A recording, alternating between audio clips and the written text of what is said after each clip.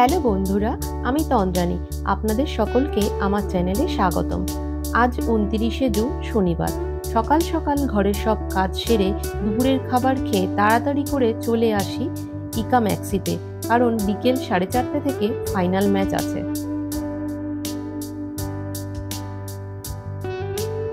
সুইডেনে এই সময় নানা ধরনের ফুল গাছ বিক্রি হয়। সব ফুলের নামও জানি না। এই ফুলগুলোকে দেখুন, অনেকটা চন্দ্রমল্লিকার মতো।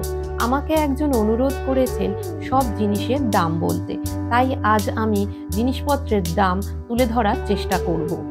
এই ফুল গাছগুলোর দাম ভারতীয় টাকায় 200 টাকার মতো।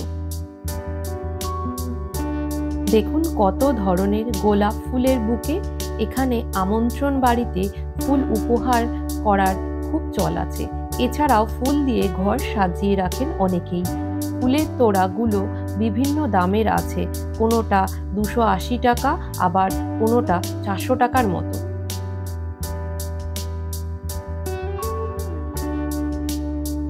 বাচ্চাদের এই ছোট ছোট সফট টয়েসগুলোর দাম 1200 টাকার মতো।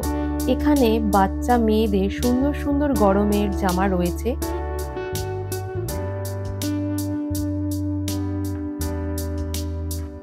এই বইগুলো কি সুন্দর না? 3 থেকে 6 বছর বয়সের বাচ্চাদের জন্য। সবই সুইডিশে লেখা। ইংলিশে থাকলে আমি একটা নিতাম। এখানে মাম্মামু এর গল্পের বইও রয়েছে। ছেলে স্কুলের মাম্মামু এর গল্প খুব পড়ায় এবং প্রজেক্টও করায়।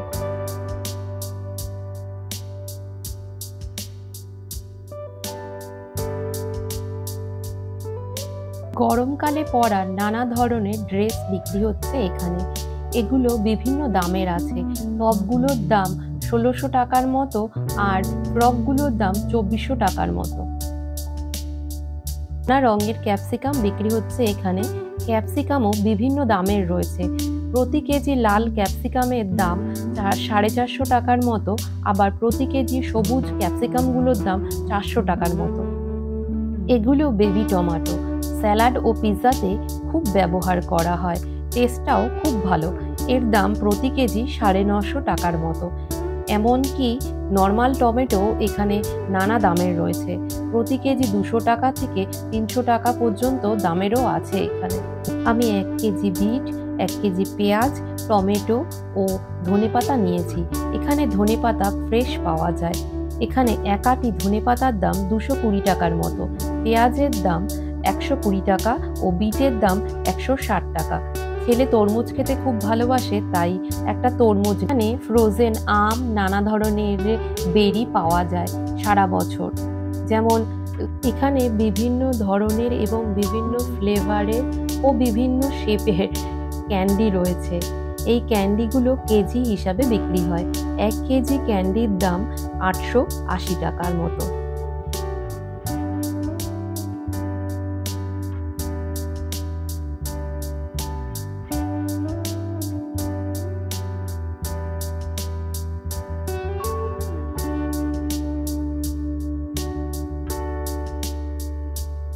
সবকিছু কিনে চললাম বাড়ির পথে। চারদিকে কত ফুল ফুটে আছে। এগুলো সব ঘাস ফুল।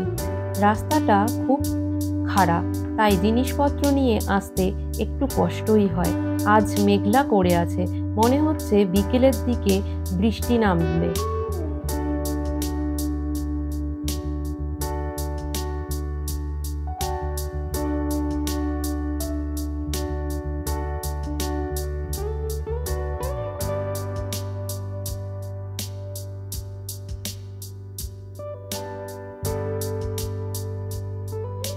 রাস্তাটা শুধু হেঁটে যাওয়ার জন্য ও সাইকেল চালানোর জন্য। এখান দিয়ে কোনো গাড়ি চলাচল করে না। আমরা কর্মসূত্রে ইন্ডিয়া থেকে অনেক দূরে আছি, তাই বলে আমাদের দেশপ্রেম একটুও কমেনি, বরং বেড়ে গেছে। হয়তো দূরে থাকলে তা ভালো বোঝা যায়। চন্দ্রায়ন 3 যখন সফলভাবে চাঁদের মাটিতে অবতরণ করেছিল, তখন আমরাও অন্যদের মতো লাইভ দেখেছি ও খুব আনন্দ পেয়েছিলাম। আমার ছেলে কতদিন খেলা করছিল ও রকেট উড়াচ্ছে চাঁদে যাবে বলে। আজ একটু টেনশন হচ্ছে খেলাতে কারা জয়ী হবে তা ভেবে। আপনাদের কি মনে হচ্ছে কে জিতবে? আমার হাজবেন্ড ক্রিকেটের ব্যাপারে খুব ইমোশনাল। দেখুন, গল্প করতে করতে প্রায় বাড়ি চলেই এসেছে।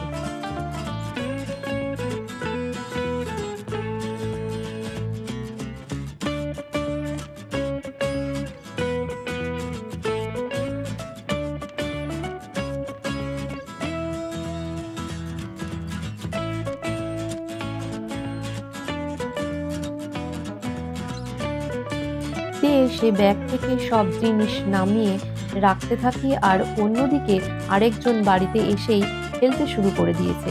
আজ ছেলে খুব এক্সাইটেড ফাইনাল ম্যাচ নিয়ে। বাবার মতো ছেলেও ক্রিকেট খেলা দেখতে খুব ভালোবাসে।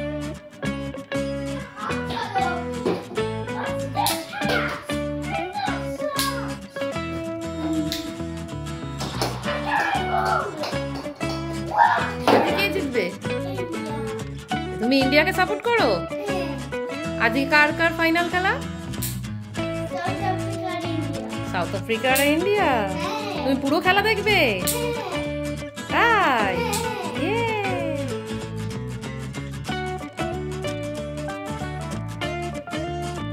আমার বাড়িতে অনেক ফুল গাছ ও গাছ আছে।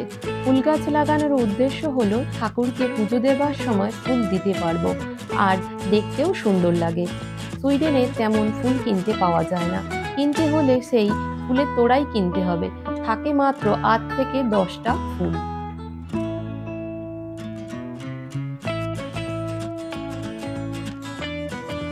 আর মাত্র 10 মিনিট পর খেলা শুরু হবে। আজ আমাদের মতো সকল ভারতীয় ক্রিকেট প্রেমিক অপেক্ষা করে আছে কখন খেলা শুরু হবে। ঠাকুরের কাছে এটাই প্রার্থনা করি যেন জয়ের মুকুট ভারতের মাথাতেই আসে।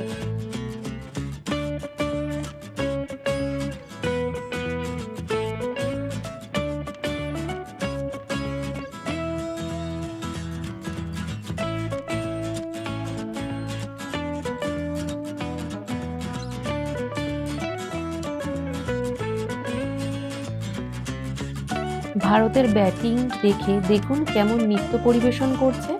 আজ ফল কেটে দিলে কেউ খাবে না, পড়ে থাকবে, তাই তরমুজ ও আনারস দিয়ে বানিয়ে ফেললাম এই জুসটা।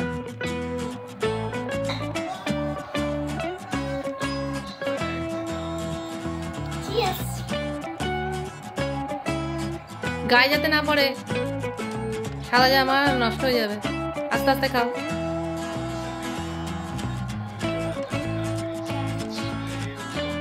ভাল লাগছে?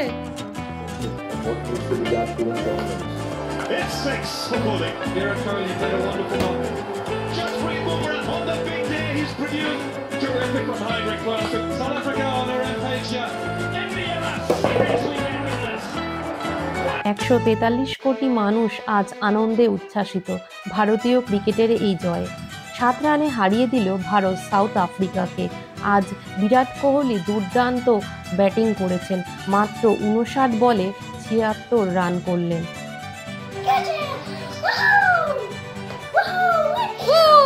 India India! হার্দিক পান্ডে ও বুমরাও খুব ভালো বল করেছেন আজ। বলতে গেলে গোটা টিমই আজ খুব ভালো পারফর্ম করেছে, তার ফলস্বরূপ এই জয়ের মুকুট।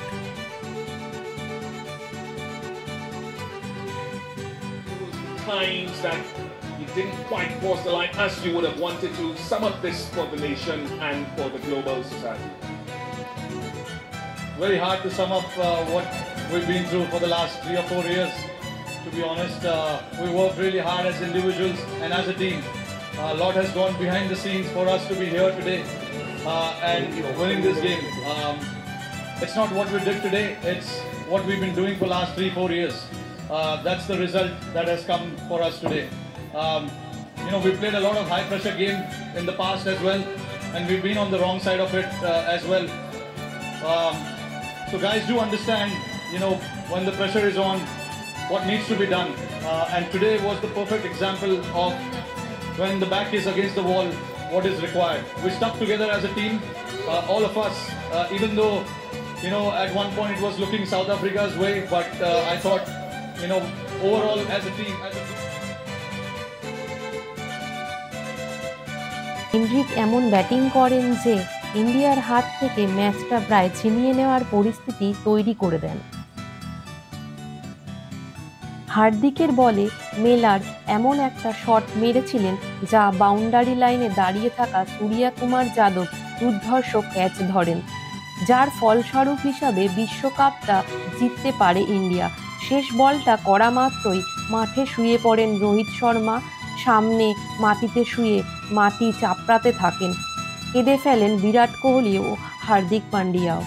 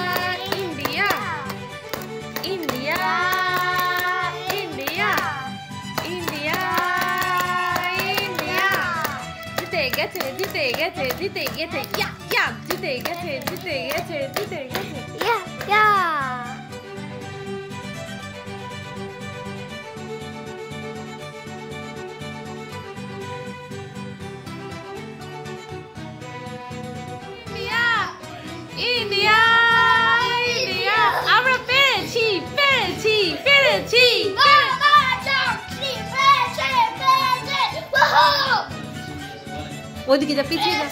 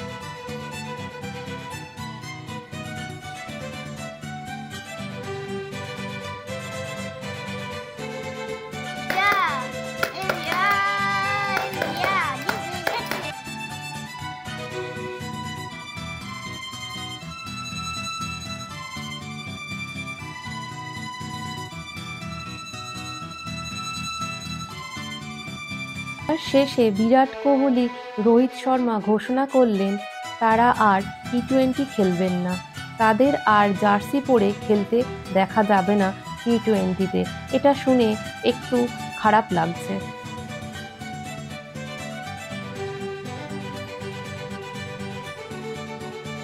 সুইডেনে এখন রাত 9:30 মতো বাজে। এবার রাতের খাবার খেতে দিতে হবে। আজ মনে হয় আনন্দের উচ্ছ্বাসে ভারতীয়দের রাতে আর ঘুম আসবে না।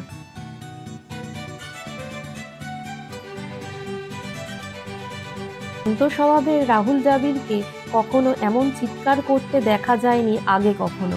বিশ্বকাপ জয়ের পর রাহুল দ্রাবিড় আবেগে ভেসে উঠলেন। ট্রফি হাতে নিয়ে তিনি বাঁধ ভাঙা উচ্ছ্বাসে ফেটে পড়েন।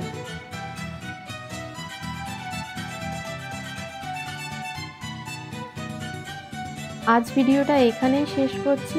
আমার ভিডিও যদি ভালো লাগে তাহলে অবশ্যই লাইক, শেয়ার ও সাবস্ক্রাইব করবেন। আবার দেখা হচ্ছে পরের ভিডিওতে। টাটা।